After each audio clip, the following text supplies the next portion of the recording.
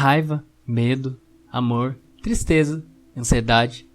Todo mundo sente emoções constantemente no dia a dia. Apesar dessa existência corriqueira, é muito difícil definir através de palavras o que sentimos, não é mesmo? É difícil conceber que o controle das emoções, algo tão abstrato, esteja ligado a algo tão físico como o cérebro, um órgão ainda muito incompreendido pela sociedade e pelo meio científico, em função da sua complexidade funcional. Afinal, o que é emoção? Podemos definir emoção como um conjunto de respostas fisiológicas subjacentes a respostas comportamentais básicas e necessárias à sobrevivência dos animais. Complicado? A gente te explica. Após longos anos de estudos e análises, os neurocientistas descobriram que as funções comportamentais se encontram relacionadas à emoção e são exercidas e controladas por algumas regiões do encéfalo, destacando-se entre elas o hipocampo, a área pré-frontal e o sistema límbico. Calma, encéfalo? Calma! O encéfalo faz parte do sistema nervoso central. Está localizado dentro da caixa craniana. Ele é a porção que une o tronco encefálico, que é o bulbo, ponte e mesencéfalo, ao cerebelo e o cérebro. O hipocampo e a área pré-frontal são regiões do cérebro. O sistema límbico compreende estruturas cerebrais importantes para a construção das emoções. Mais claro? Bom, vamos prosseguir. As regiões do encéfalo que produzem e controlam as emoções foram descobertas a partir de estudos envolvendo lesões frontais, pois indivíduos com tais lesões perdiam o senso de responsabilidade, capacidade de concentração, perda do poder discriminativo ao tomar decisões e ainda prejuízo na expressão de estados afetivos. Um exemplo disso era quando se praticava a lobotomia pré-frontal como tratamento para algumas psicopatologias. O indivíduo perdia a capacidade de expressar e reconhecer respostas emocionais e afetivas. Agora, como essas estruturas estão envolvidas na formação das emoções, vamos lhe contar daqui a pouco. Aguenta a ansiedade, só mais um pouquinho aí. Você sabia que existem duas classificações para as emoções? Segundo o médico neurologista Antônio Rosa Damasio, existem emoções primárias e secundárias, e sentimentos associados a essas emoções. As emoções primárias envolveriam disposições inatas para responder a certas classes de estímulo, controladas pelo sistema límbico, relacionada às necessidades imediatas mais primitivas, como se alimentar, obter água, fugir de um predador ou outra ameaça, defender-se, ou seja, situações que geram comportamentos motivados. Já as emoções secundárias seriam aprendidas e envolveriam categorizações de representações de estímulos, associadas a respostas passadas, ou seja, memórias, avaliadas como boas ou ruins, e também contam com um sistema límbico para a expressão. São estados mais complexos como ansiedade, satisfação, prazer, amor, familiaridade, ou seja, sentimentos mais subjetivos. Essas duas formas de emoção são distintas. Isso é evidenciado, por exemplo, pelo fato de um sorriso espontâneo ser diferente daquele intencional. Os sentimentos seriam a experiência de tais mudanças associadas a imagens mentais da situação. Dessa forma, a emoção está intimamente associada à memória, ou seja, ao contexto em que é adquirida na experiência individual. Quando se fala em emoções, o sistema límbico ganha destaque.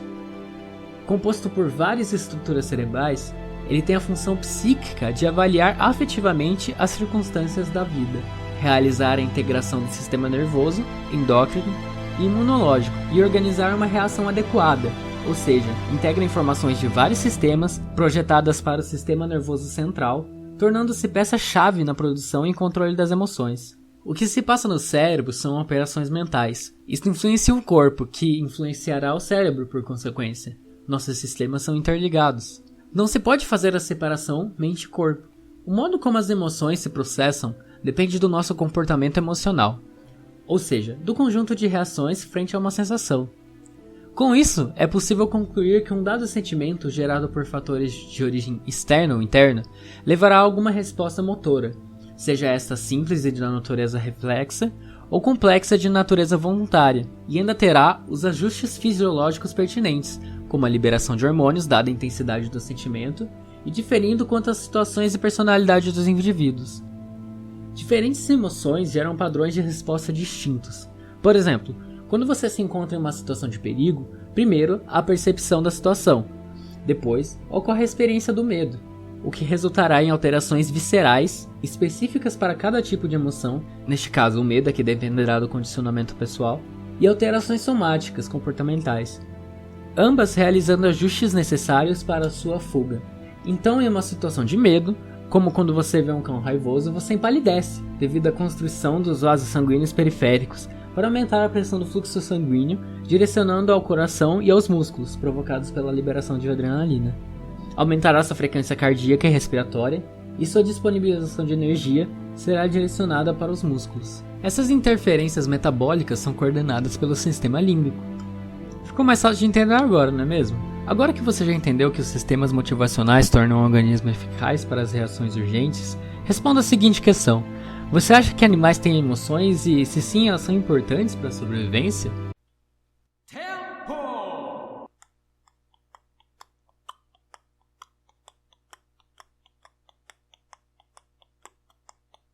As emoções são essenciais à sobrevivência. Os mecanismos responsáveis pelas emoções, como podemos ver nas imagens, foram ficando mais sofisticados durante o processo evolutivo. O sistema límbico, grande protagonista na produção das emoções, é uma estrutura antiga na história evolutiva, e o fato dele desempenhar um papel importante indica que a emoção é parte fundamental da vida dos animais, não sendo exclusiva dos humanos.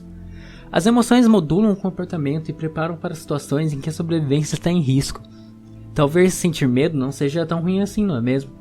Basta pensar em como tal sensação pode influenciar nossas decisões e em seus benefícios, uma vez que faz com que tenhamos cautela em relação a uma determinada situação perigosa, resguardando nossa integridade física, ou seja, nossa existência.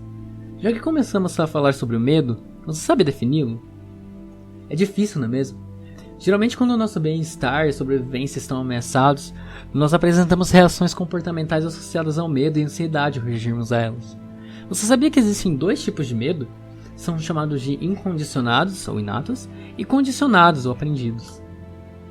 Já parou para se perguntar por que você sempre teve medo de dentista, médico, cachorro ou receber um não, por exemplo? São medos que aprendemos a ter no decorrer de nossa vida, dependendo de nossas experiências vividas. Já os medos de sons intensos, altura, escuridão e predadores, por exemplo, são medos inatos. Ou seja, quando você sente medo de ir ao médico, que não é algo perigoso à sua integridade física, são as suas memórias ruins ou até mesmo experiências ruins de outras pessoas relacionadas a médicos que modulam seu medo. Não é algo inato como um instinto. Então podemos concluir que os medos inatos são emoções primárias e os medos aprendidos são emoções secundárias. As reações emocionais de medo e de ira podem ser condicionadas porque a amígdala, uma estrutura encefálica pertencente ao sistema límbico, responde pela nossa aprendizagem afetiva. Ela discrimina estímulos associados ao medo e alerta o organismo. Lesões nessa estrutura geram mudanças emocionais, tais como deixar de reconhecer expressões de medo e de ira nas outras pessoas, diminuição da agressividade, ausência de medo ou ansiedade, mas preserva o reconhecimento de sentimentos como alegria ou prazer. Por exemplo, se fizermos um experimento de condicionamento aversivo em que damos um estímulo neutro e um choque nas patas de um rato quando ele entra em uma caixa, ele vai exibir uma resposta de medo quando receber novamente o estímulo neutro. Se as funções amigdalares deste rato não estiverem íntegras, ele não irá exibir essa resposta de medo ao estímulo neutro, mesmo após o experimento. Mesmo nos aprendizados mais complexos observados no ser humano, como no medo instruído, a amígdala é requerida. Isto porque ela tem conexões importantes com outras estruturas neurais envolvidas fortemente com a memória, como por exemplo o hipocampo. Então, atuando em conjunto com outras estruturas, a amígdala é uma importante mediadora da consolidação de eventos emocionais, modulando a intensidade e o impacto dessas memórias. Recapitulando, ainda que todos nós as sintamos, as emoções não são fáceis de explicar, pois cada uma gera uma resposta fisiológica distinta. Vimos que não são exclusivas dos humanos, que são fundamentais à existência, pois preparam o indivíduo para situações em que a sobrevivência está em risco, que estão relacionadas às regiões encefálicas, principalmente o sistema límbico, e que lesões nas áreas que compõem esse tal sistema levam à perda de capacidades importantes para a vida. E aí, como vão suas emoções?